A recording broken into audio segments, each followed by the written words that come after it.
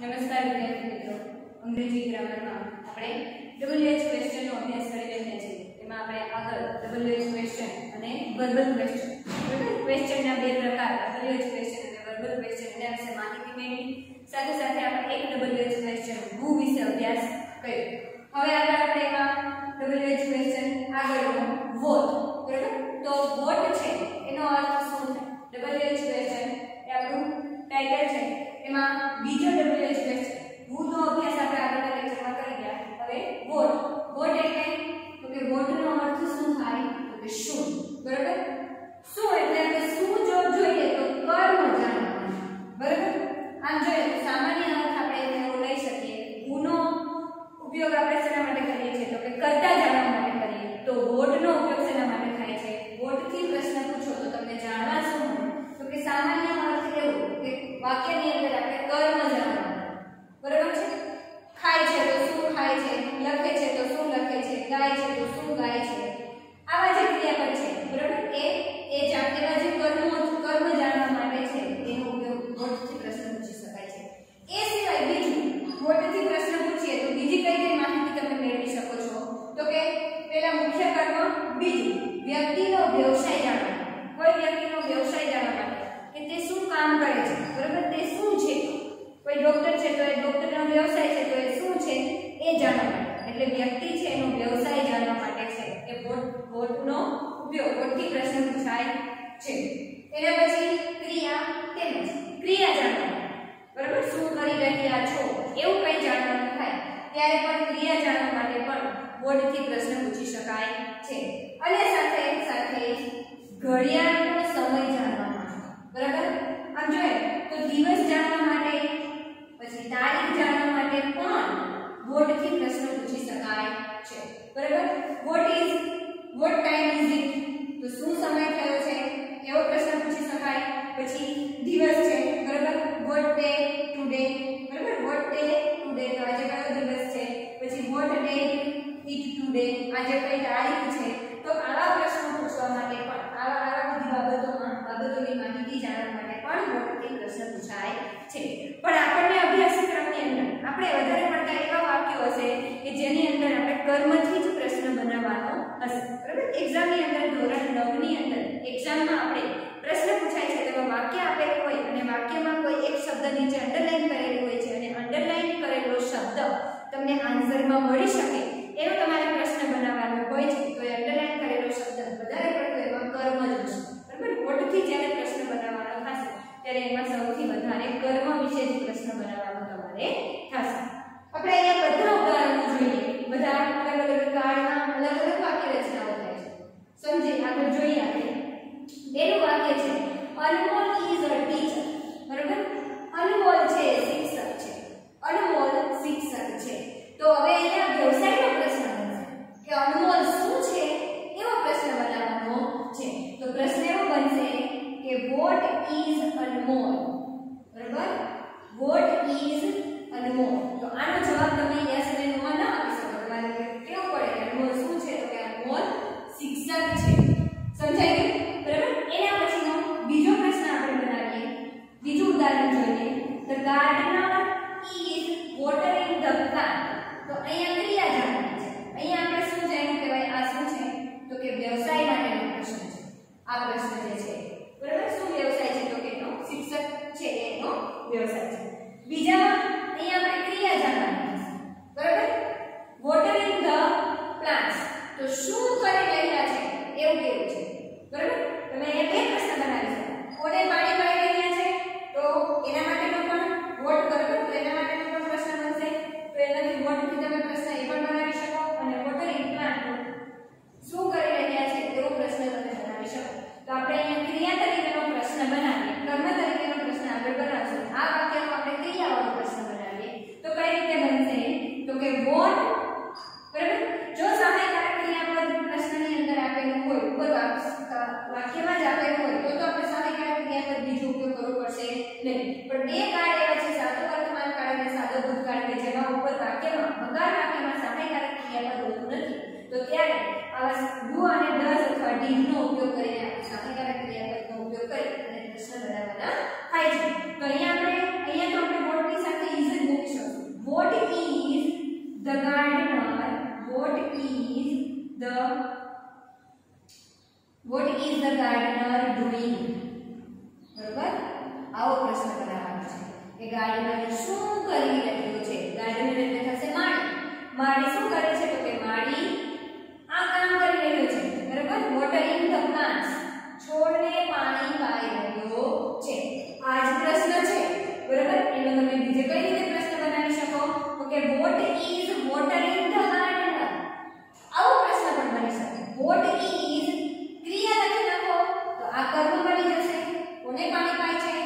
કે what is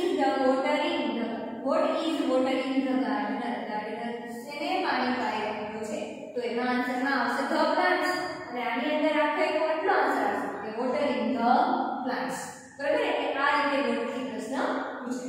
એના પછી બીજું વાક્ય જોઈએ આપણે. The girls ડ્રીવ a rangoli last Diwali. Girls ડ્રીવ. ચલો વાક્ય કયા વાળું છે? સાદા ભૂતકાળનું વાક્ય છે. શા માટે? તો અહીંયા ડ્રોનું ભૂતકાળ ડ્રીવ આપેલું છે. બરાબર? ભૂતકાળના રૂપે તમારે પાકા કરવા પડશે. તો ડ્રોનું ભૂતકાળ ડ્રીવ આપેલું છે એટલે આપણને ખબર પડે કે આ વાક્ય છે એ સાદા ભૂતકાળનું વાક્ય છે. તો સાદા ભૂતકાળની અંદર અહીંયા વાક્યમાં જુઓ તમને ક્યાંય પણ સહાયકારક ક્રિયાપદ દેખાય છે? કોઈ પણ પ્રકારનું સહાયકારક ક્રિયાપદ વાક્યની અંદર નથી. વાક્યમાં માત્ર ને માત્ર મુખ્ય ક્રિયાપદ ડ્રીવ કે જે ક્રિયાપદનું ભૂતકાળનું રૂપ છે. એટલે અહીંયા આપણે હવે પ્રશ્ન બનાવશું ને ત્યારે કોઈ સહાયકારક ક્રિયાપદનો ઉપયોગ થશે. અહીંયા બંનેમાં ઇઝ હતું એ સહાયકારક ક્રિયાપદ છે. આમાં નથી એટલે આમાં આપણે કોઈનો ઉપયોગ કરવો પડશે. તો કોનો ઉપયોગ કરશું આપણે અહીંયા? તો કે અહીંયા ભૂતકાળ છે એટલા માટે ડીડ નો ઉપયોગ થશે. બરાબર? તો કઈ રીતે પ્રશ્ન બનશે? ચાલો એ છે કે the girls ડ્રીવ a rangoli last Diwali.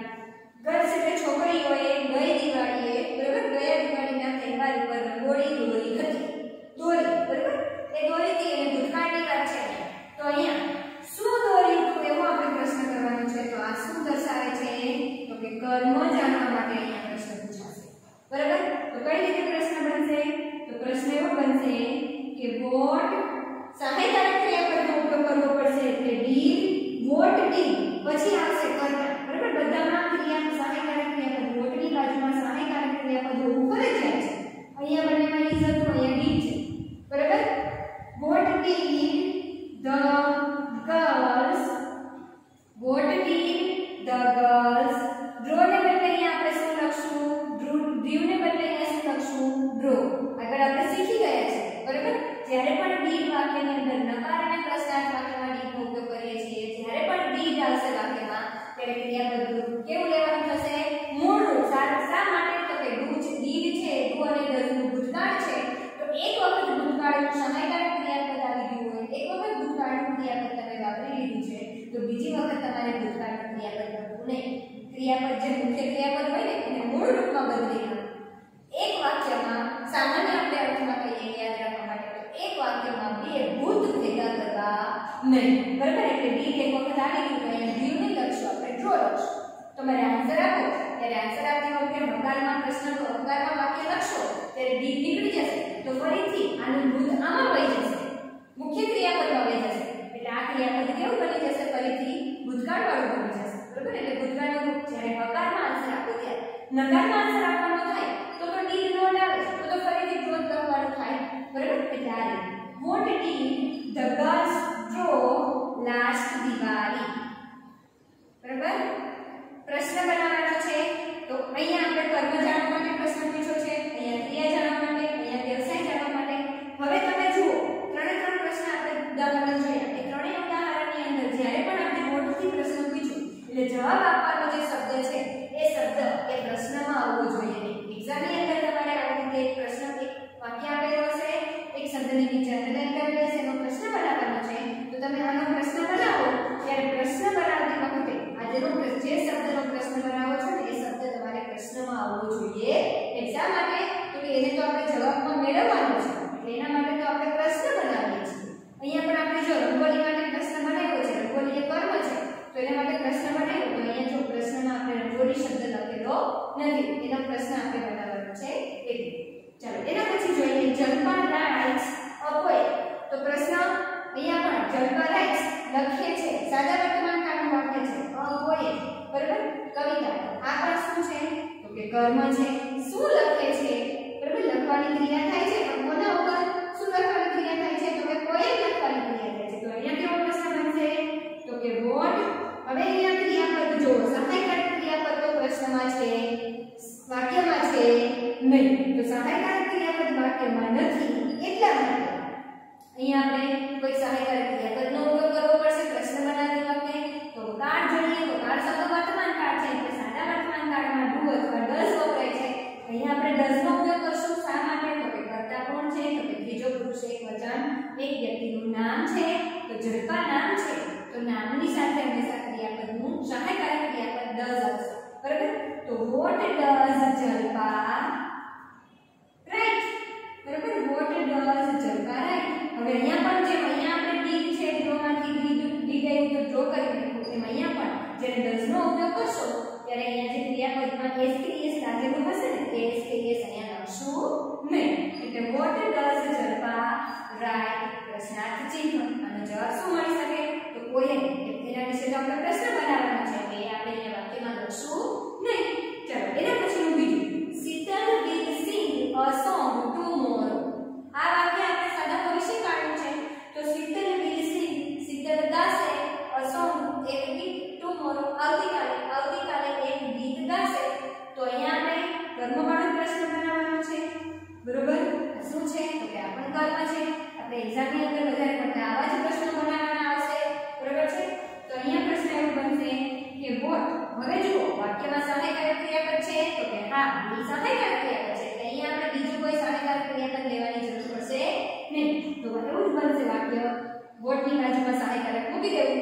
what will, પછી કરતા લખવાનું, કરતાનું નામ. તો what will શીતલ sing.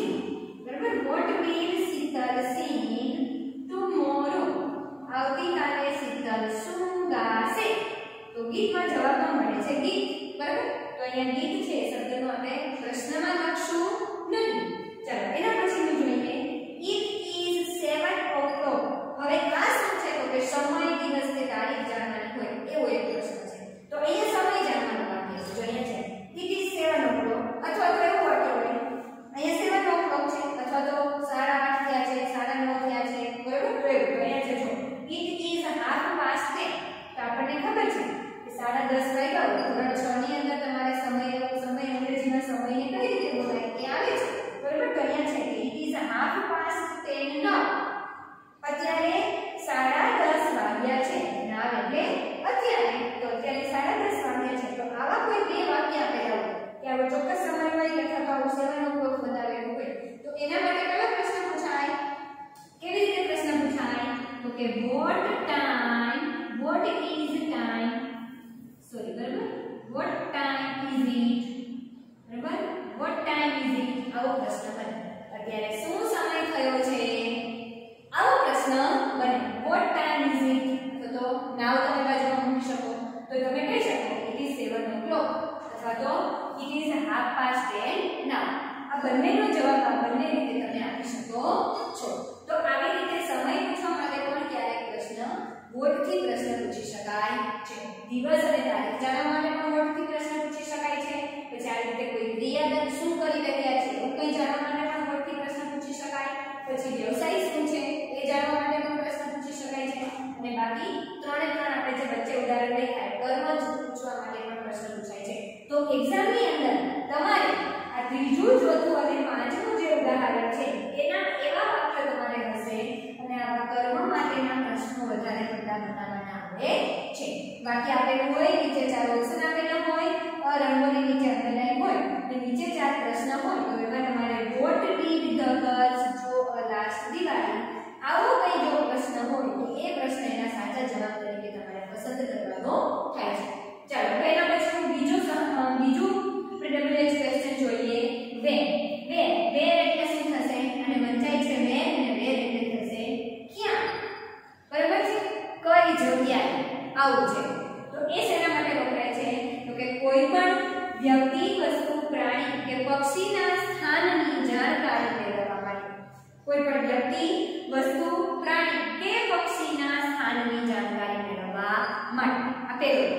બીજું, કોઈ ક્રિયા કઈ જગ્યાએ બની છે એ જાણવા. બરાબર, આ વસ્તુના વ્યક્તિના સ્થાન અહીંયા છે, ગાર્ડનમાં છે, રૂમમાં છે, ઘરે છે. બરાબર, એવું જાણવું. બીજું, ક્રિયા કોઈ જગ્યાએ બની હોય છે. તો કઈ ક્રિયા કઈ જગ્યાએ બની છે? કોઈ ક્રિયા કોઈ જગ્યાએ બની છે એ જગ્યા એ સ્થાન જાણવા માટે આપણે where થી પ્રશ્ન છે પૂછી શકાય છે. જોઈએ આપણે ઉદાહરણ સાથે સમજીએ કે એના પણ WH ક્વેશ્ચન છે. એ WH ક્વેશ્ચન થી શરૂ થતા પ્રશ્નો એની બાજુમાં તમારે સહાયકારક ક્રિયાપદ મૂકવું ફરજિયાત છે. અહીંયા આપણે જોયું જો what ની બાજુમાં અહીંયા is આપેલું છે, અહીંયા પણ is છે, અહીંયા did છે, અહીંયા does છે, અહીંયા will છે. બરાબર, આ તો સમય માટેનો છે એટલે આમાં ચાલશે. પણ આવું છે કે જ્યારે તેની બાજુમાં તમારે આવું કંઈ સહાયકારક ક્રિયાપદ કોઈ પણ મૂકેલું હોવું જોઈએ આપણે father goes to the office in the morning બરાબર જાણવાનું શું છે આપણે સ્થળ જાણવાનું છે where બરાબર તો આપણે અહીંયા પહેલા સ્થાન બોલવું પડે તો સ્થાન શું છે તો ઓફિસ છે એ શું દર્શાવે છે સ્થાન દર્શાવે છે તો પ્રશ્ન બનાવીએ આપણે where હવે ફરીથી સહાયકારી ક્રિયાપદ બહુ જરૂરી છે where WH ક્વેશ્ચન ની બાજુમાં તો જુઓ અહીંયા સહાયકારી ક્રિયાપદ આપેલું છે તો કે વાક્યમાં તો સહાયકારી ક્રિયાપદ છે નહીં વાક્ય કયા કાળનું છે કે સાદા વર્તમાન કાળનું છે ક્રિયાપદ ઉપરથી ખબર પડશે ક્રિયાપદનું એસટીએસ વાળું રૂપ આપેલું છે મૂળ રૂપ સાથે એસટીએસ વાળું રૂપ છે કરતા ફાધર છે એટલે એસટીએસ વાળું રૂપ છે તો અહીંયા ડુ ડઝ માંથી કોનો ઉપયોગ કરશું તો કે અહીંયા આપણે ડઝ નો ઉપયોગ કરશું where does પછી કરતા મૂકશું સહાયકારી ક્રિયાપદની બાજુમાં કરતા મૂકશું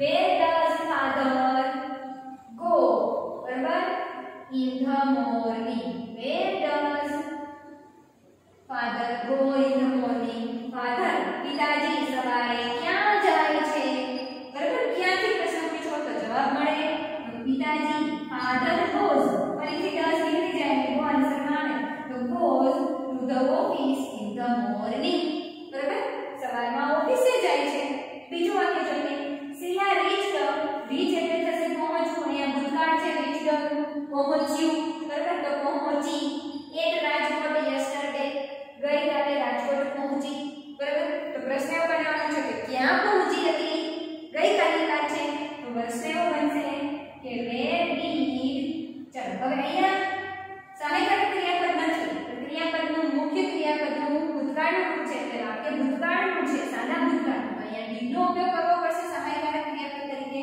તો where did Sheila reach બરાબર હવે reach એટલે પહોંચવું થાય ઈડી હતું ભૂતકાળ હતું અહીંયા did નો ઉપયોગ કરવા એટલે અહીંયા reach ને બદલે reach લખશું કારણ એક વખત ભૂતકાળ આવી ગયું તો બીજી વખત ભૂતકાળ લખશું નહીં તો where did Sheila reach yesterday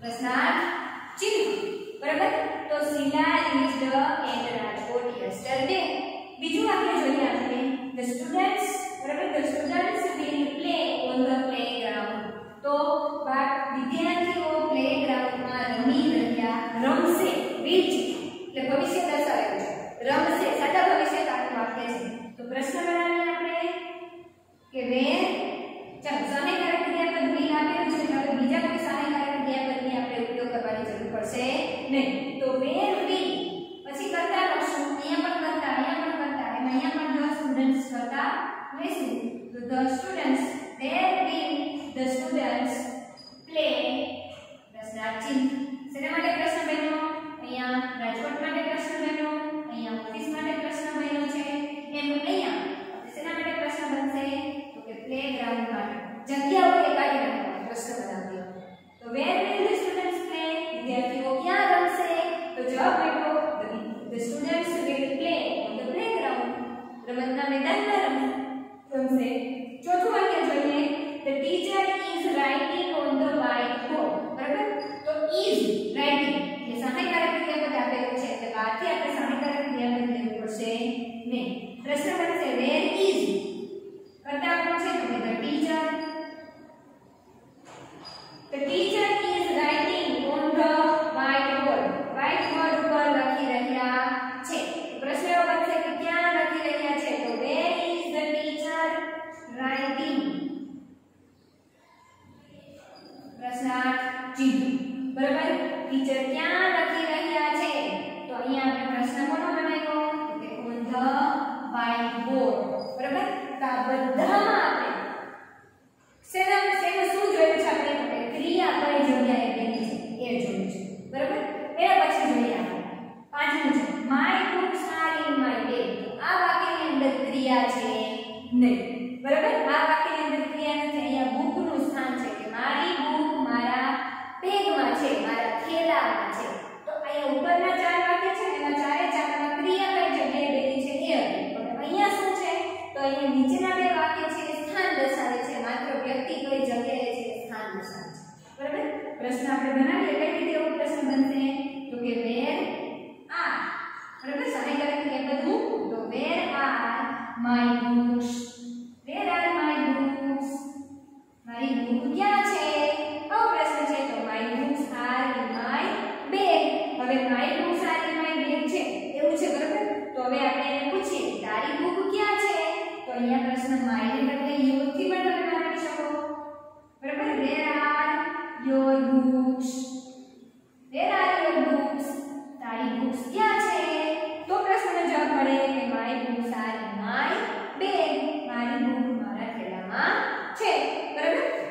પ્રશ્ન બની શકે.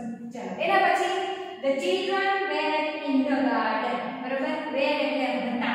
ભૂતકાળનું બરાબર, ભૂતકાળમાં બહુ એવું દર્શાવવું હોય ત્યારે to be નું ભૂતકાળનું રૂપ છે. to be નું ભૂતકાળનું રૂપ was અને were માંથી children ની સાથે were આવેલું છે. તો અહીંયા પણ સ્થાન દર્શાવેલું છે બાળકોનું. તો બાળકો ક્યાં છે? તો કે ગાર્ડનમાં છે. તો પ્રશ્ન કેવો બનશે? તો કે where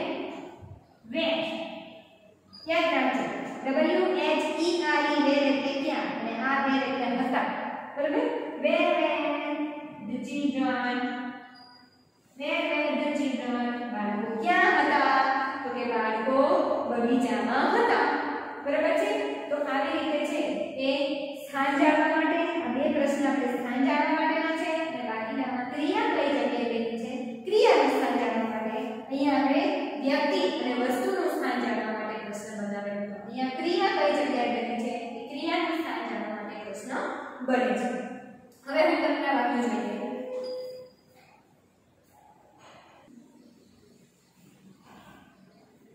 હવે અહીંયા કેટલાક તમને હોમવર્ક માટેના વાક્ય આપેલા છે. બરાબર, સૌપ્રથમ તો આપણે સૂચના વાંચીએ કે રેખાંકિત શબ્દો જવાબમાં મેળવી શકાય તેવા પ્રશ્નો બનાવો. બરાબર, તો અહીંયા તમને 5 વાક્ય આપેલા છે. પાંચે 5 વાક્યોમાં બબ્બે શબ્દ નીચે અંડરલાઈન કરેલી છે. રેખાંકિત શબ્દો એટલે અંડરલાઈન કરેલા શબ્દો. વિદ્યાર્થી મિત્રો, એક્ઝામમાં તમારે અંગ્રેજીમાં સૂચના આવે છે. બરાબર, તો એમાં અંડરલાઈન વર્ડ એવું લખેલું હશે.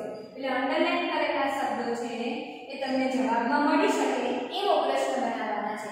તો બબ્બે શબ્દ નીચે અંડરલાઈન છે એટલે એક વાક્ય ઉપરથી કેટલા પ્રશ્નો બનશે? તો કે 2 પ્રશ્ન બનશે. બરાબર, એ તમારે જોવાનું છે કે કર્તા છે, કર્મ છે કે કોઈ ક્રિયા છે કે કોઈ સ્થાન છે. બરાબર, તો આપણને ખબર છે કર્તા માટે ગુણથી પ્રશ્ન પૂછાય છે, કર્મ જાણવા માટે વોટથી પ્રશ્ન પૂછાય છે અને સ્થાન જાણવા માટે વેરથી પ્રશ્ન પૂછાય છે. એટલે who અથવા what અથવા where નો ઉપયોગ કરીને